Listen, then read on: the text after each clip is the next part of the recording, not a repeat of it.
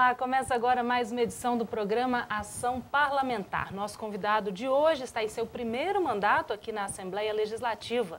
Estamos recebendo o deputado Nunes, do PT.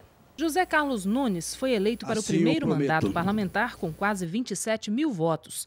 Natural de Vila Velha, presidiu a Central Única dos Trabalhadores por 3 mandatos, fato inédito na história da organização. Antes, atuou como diretor do Partido dos Trabalhadores e do Sindicato dos Comerciários. Medidas voltadas aos trabalhadores e movimentos sociais estão entre os focos do seu mandato. Nesta edição, fala, entre outros assuntos, sobre sua trajetória política, sobre terceirização no mercado de trabalho e piso salarial para o Espírito Santo. Deputado, seja muito bem-vindo ao nosso espaço pela primeira vez. Obrigado. Ok. A gente começa falando um pouco sobre a sua trajetória política, né? O senhor foi presidente da CUT, a Central Única dos Trabalhadores, por 3 mandatos, né? Por conta do mandato aqui na Assembleia Legislativa, o senhor já não preside mais essa entidade. Mesmo assim, o senhor se considera um representante da categoria aqui no Parlamento? Verdade. Primeiro assim, antes de estar presidente da CUT, eu fui presidente do Sindicato dos Comerciários. Eu iniciei a minha militância no movimento sindical em 1991. Na época, fui convidado para participar da direção do sindicato como secretário de esporte e no mandato posterior já estava como presidente daquela entidade. Então fui presidente do Sindicato Comercial também por 3 mandatos e aí em 2006 fui convidado para presidir a Central Única dos Trabalhadores. E esse interesse, né, pelo parlamento? Quando a gente milita no movimento sindical, a gente ganha uma experiência e tanto.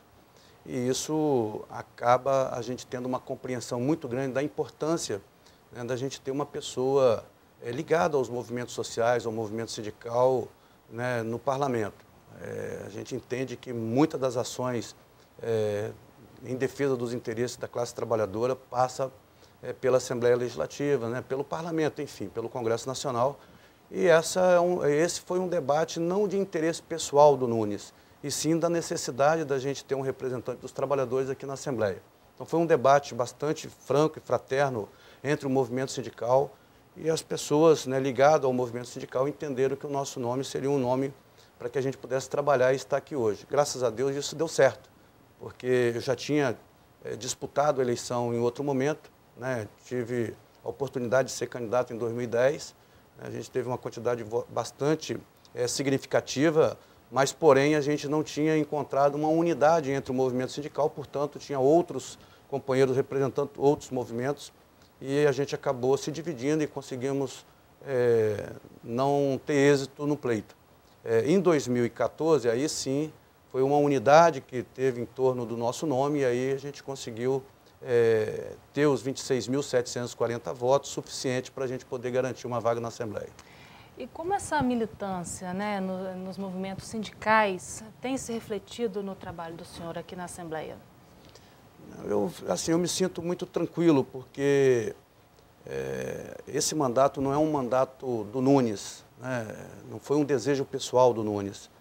Quando a gente faz um debate interno e a gente vê que a gente está representando uma classe, isso para nós é muito importante. A gente se enche de orgulho por estar aqui representando uma classe. Então a gente fica muito feliz da vida em ter essa responsabilidade, né? Para mim isso é uma responsabilidade muito grande e tenho certeza absoluta que a gente vai cumprir com essa tarefa defendendo os interesses desses trabalhadores aqui na Assembleia. Como é que o senhor avalia em número também, em qualidade, as iniciativas, né, voltadas para a classe trabalhadora? Não, a gente pensa, e foi esse uma das nossas campanhas, vamos dizer assim, durante a campanha, perdão, a gente trabalhou 3 eixos na nossa campanha, né? Fazer um mandato bastante democrático, onde a gente ouviria bastante os anseios, não só do movimento sindical, mas também dos movimentos sociais, um movimento bastante popular, fazer um mandato bastante popular e fazer um mandato classista. Então, esses foram os 3 eixos que baseou toda a nossa campanha, né? Então, para a gente fica muito tranquilo quando a gente tem essa meta ser alcançada, né? E a gente tem feito isso, a gente tem aberto a Assembleia Legislativa, fazendo audiências. Esse mandato nosso, nós já fizemos duas audiências muito importantes, estamos para fazer mais outras audiências. A gente entende que essas audiências faz com que a população e os trabalhadores, os movimentos sociais participem, e é esse que é o nosso objetivo, é fazer um mandato bastante popular, com bastante representatividade. São audiências públicas, né, promovidas pelas comissões e pelos próprios deputados. Verdade. Essa relação, né, com a Assembleia, esse novo momento, né, porque até então tínhamos poucos representantes da classe trabalhadora aqui. Isso eu acho que marca uma nova etapa aqui, essa relação com o Legislativo, de um representante. Eu não tenho dúvida, né? A Assembleia Legislativa hoje ela está bastante representativa, né? Tem vários segmentos dentro dessa Assembleia, tem pessoas ligadas à saúde, tem pessoas ligadas também ao movimento sindical, né? Fui presidente da CUT, mas tem outros dirigentes sindicais que também fazem parte desse mandato.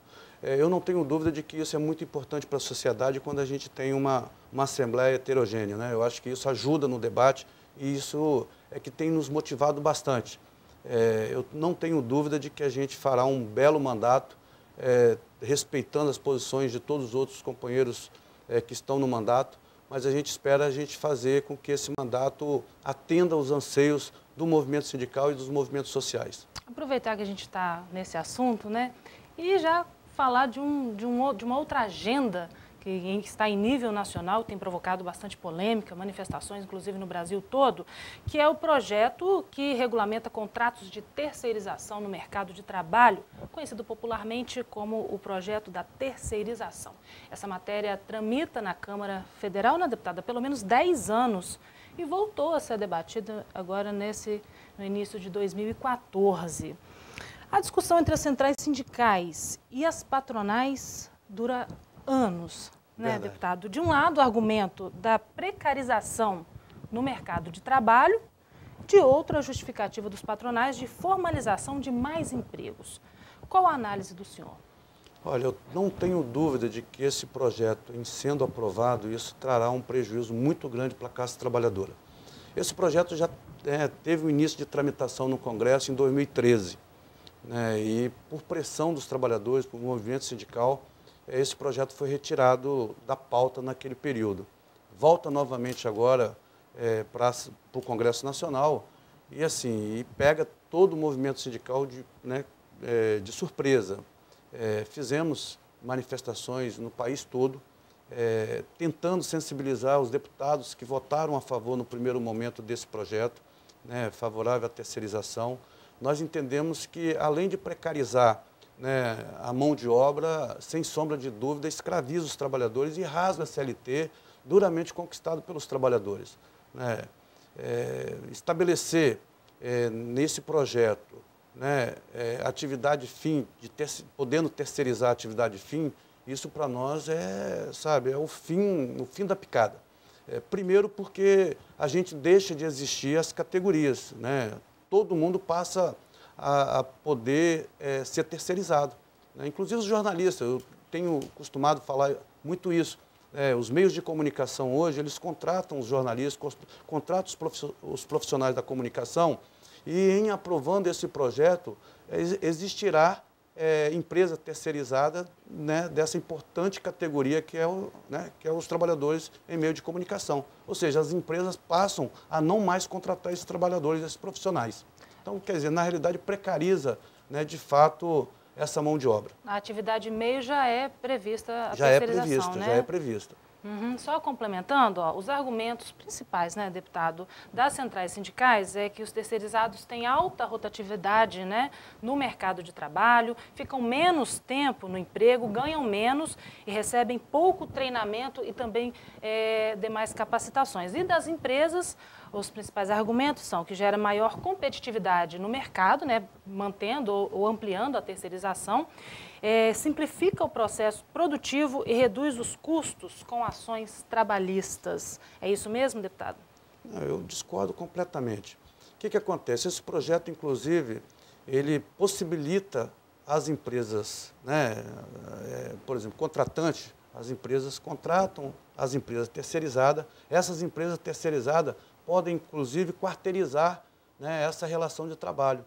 Ou seja, a empresa terceirizada contratar uma outra empresa para prestar serviço a essa empresa que contratou ela. Nossa, que loucura. Imagina que loucura que vai ser. Ou seja, e essa empresa, em demitindo ou falindo essa empresa, esses trabalhadores não podem mais responsabilizar a emprra contratante. Porque quem fica responsável pelas questões trabalhistas é verdade. Isso, para mim, é o fim da picada, é rasgar a CLT. Né? Eu acho que não é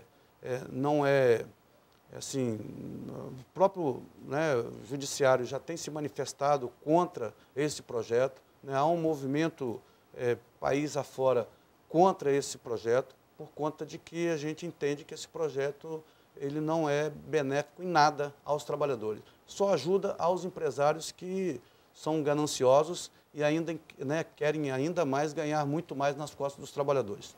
A chamada atividade meio já pode ser terceirizada, como a gente já falou, ou seja, ela é o pessoal, vamos, né, supor, da limpeza, da recepção, recepcionista, segurança. Vigia. Aí abarcam vários profissionais, né? Verdade. E caso esse projeto seja aprovado, poderia também haver a possibilidade de terceirização das atividades consideradas atividades fins, que já seriam a questão principal da razão da empresa ou existir. Importante mencionar, né, deputado, que não foi retirada a questão dos órgãos públicos, dessa matéria, né? Agora que está sendo trabalhado isso, mas a essência do projeto, ela também possibilitaria essa terceirização desses servidores. Uhum. Bom, o senhor acredita que esse projeto ele deve ser vetado completamente ou visualiza que algumas mudanças feitas no texto original, elas podem ser, né, somar pontos positivos para isso? Eu acredito que esse projeto tem que ser retirado, né, de pauta, e se o argumento de alguns é regularizar a terceirização da atividade meio, eu acho que deveria se pensar em outro projeto. Não esse. Esse que está aí, ela não tem condições de se remendar para poder possibilitar isso. Então, para mim, tem que ser retirado esse projeto. Em não sendo retirado esse projeto, né, os movimentos sociais, o movimento sindical, tem que pressionar os deputados, primeiro, né, pedindo à presidente da República que vete esse projeto, se ele for aprovado, e depois vetar, a presidenta vetar esse projeto, ele volta de novo para o Congresso e aí, assim, a pressão popular em cima dos deputados, fazendo que os deputados mantenham o veto da presidenta. Deputado Nunes, daqui a pouquinho a gente continua o nosso bate-papo, porque esse primeiro bloco chegou ao final. Bacana. E você que está em casa, não saia daí, a gente volta já já com a ação parlamentar.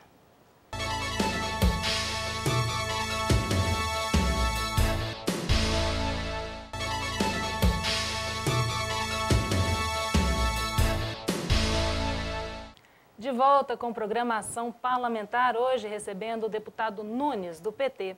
Deputado, vamos falar um pouco sobre as iniciativas do senhor, né? O senhor tem uma indicação que foi feita ao governo do estado recentemente, que cria o piso salarial próprio. O valor é de R$ 889,57 para os trabalhadores da agricultura, da pecuária, florestal e leiloeiros. E de R$ 918,60 para quem trabalha em conservação e limpeza, auxiliares, motoboys, etc. Esses aqui são só exemplos, né? Verdade. Fala um pouco sobre essa iniciativa para a gente, deputado. Como é que o senhor amarrou esse texto para poder enviá-lo ao governo? Não, primeiro que existe em outros estados, né, esse salário superior ao salário mínimo, né, ou seja, os pisos estaduais superior ao salário mínimo. São 5 estados que a gente tem hoje, que fixaram esse piso, isso é lei, né, então no Rio de Janeiro, São Paulo, Santa Catarina, Paraná, enfim, então no Espírito Santo a gente não poderia deixar de fazer esse debate também. A gente já vem conversando sobre isso é pauta do movimento sindical já há um bom tempo, né, desde o início do governo do Paulo Artung, né, atual governador, nós já havíamos iniciado esse processo de discussão com o governo. Por várias vezes nós tivemos reuniões tentando fazer com que o governo pudesse implementar. Houve estudos de viabilidade de fixação desse piso, mas infelizmente a gente acabou terminando o mandato, não dando continuidade. Agora, com a gente deputado estadual, né, uma das primeiras iniciativas nossa foi apresentar um projeto de indicação ao governo do estado que pudesse implementar esse piso. Então esse projeto está no executivo, porque tem que ser de iniciativa do governo do estado, e a gente espera que esse governo, né, apresente ele para a Assembleia para que a gente possa fazer o debate aqui na Assembleia Legislativa. Já seria para o orçamento para 2016? Na realidade, a fixação desse piso estadual, ela não altera em nada o Poder Executivo, né? Porque os servidores, eles não teriam direito a esse piso estadual. Seriam trabalhadores autônomos, né? Correto, são trabalhadores seletistas. Seletistas, perdão. Educação. Bom, deputado, a gente vai falar sobre esse projeto Escola Viva, né, que é um projeto também bastante polêmico, não é do senhor, é do governo do estado, e a gente vai tocar nesse assunto porque ele está passando pela Comissão de Cidadania, a qual o senhor é presidente, né, e está passando por análise lá. Para quem não conhece o projeto, é o projeto do governo do estado que prevê escola em tempo integral, né, para alguns estudantes aqui do Espírito Santo.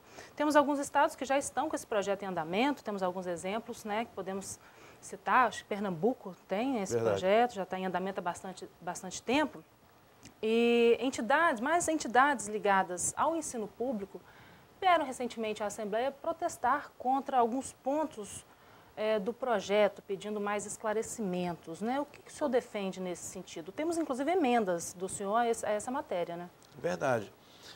Na realidade, o governo, né, apresentou um projeto de lei complementar para a Assembleia Legislativa com pedido de urgência, né? Foi aprovado o pedido de urgência, mas também foi feita uma audiência pública, né? E nessa audiência pública os movimentos sociais, né, ligados aos professores, né, o Sindiups, que é o sindicato que representa os trabalhadores em educação, junto com os próprios alunos e os próprios pais dos alunos, tiveram nessa audiência e aí solicitaram a retirada desse projeto, né, com pedido de urgência.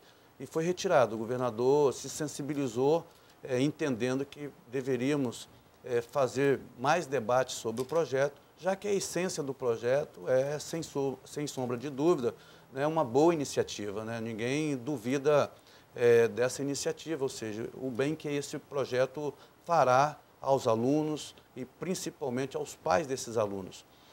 Esse projeto, como foi pedido a retirada de urgência, ele tramita normalmente nas comissões. Eu pedi vista, né, como presidente da Comissão de Cidadania e Direitos Humanos. Esse projeto se encontra na nossa comissão. Já foram apresentadas 25 emendas a esse projeto e tem alguns dessas emendas, né, que a gente entende. A gente vai ler o relatório ainda no dia 23. A gente está fazendo uma audiência extraordinária para a gente poder analisar essas emendas e apresentar essa emenda ao projeto. Deputado, essas 25 emendas, elas são todas do senhor ou de outros deputados também? Não, essas emendas, perdão, que estão no projeto, na comissão, é de outros deputados também, né? Tem emendas ao projeto, né, da Luzia Toledo, do Sérgio Majeski, da Eliana Dadalto, e tem emendas nesse projeto de minha autoria. Então são vários projetos, são 25 ao total, e serão analisadas para a gente poder, no relatório, relatar todas essas emendas. E quais são os principais pontos das emendas do senhor, deputado? Uma das principais emendas, não só do Nunes, mas também de outros deputados, é fazer com que esse projeto não seja iniciado no meio do ano, ou seja, a partir do segundo semestre. O projeto inicial é que essas atividades, né, a implementação, da escola de tempo integral iniciasse as suas atividades em julho.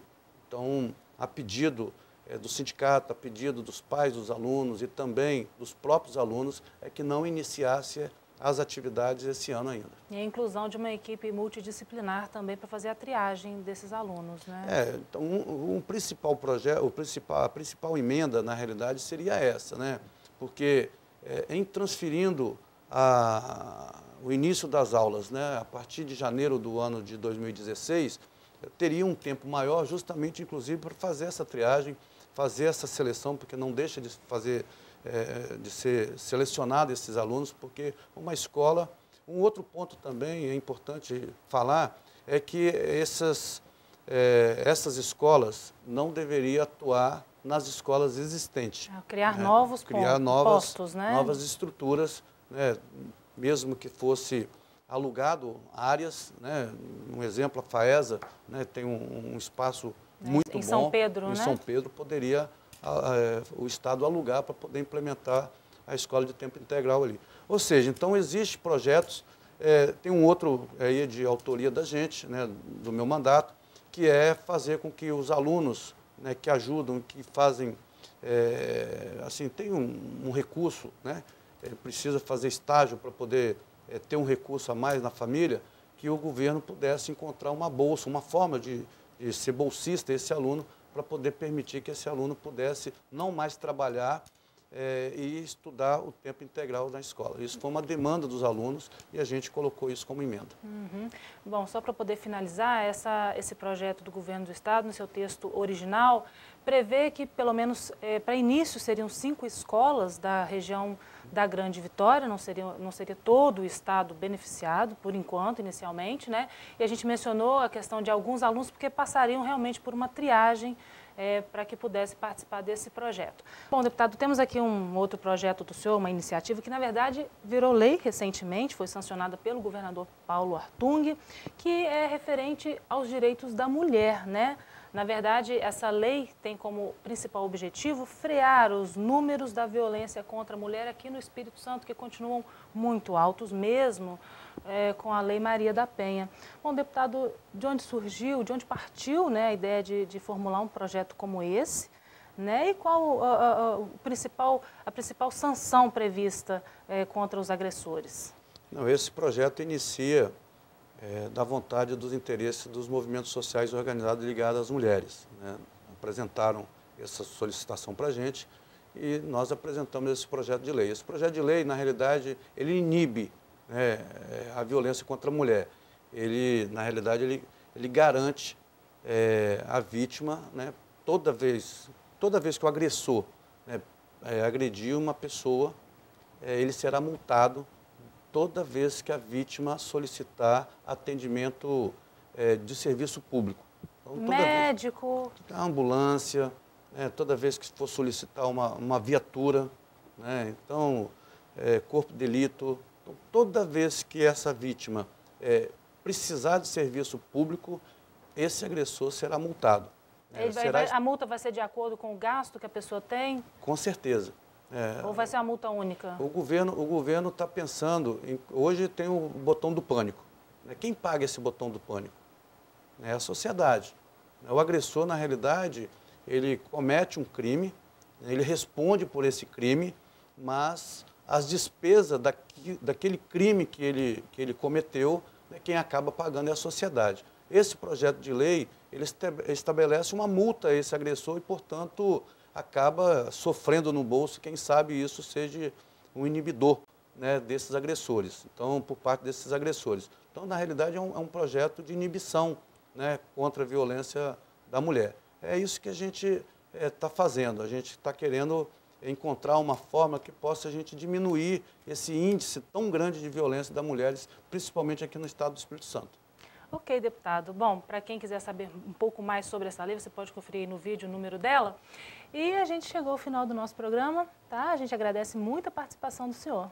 Eu que agradeço. Ok, esteja convidado para os próximos programas Ação Parlamentar. Bom, Obrigado. Se você quiser entrar em contato com o deputado Nunes para tirar alguma dúvida, você pode escrever para o e-mail josecarlosnunes@al.es.gov.br. Para você conferir outras matérias, outros projetos do deputado, você pode acessar o nosso site al.es.gov.br ou assistir ao nosso jornal Panorama com edições inéditas de segunda a sexta, às 10 horas da noite. Muito obrigada pela audiência de sempre e eu te espero em nossa próxima edição do programa Ação Parlamentar.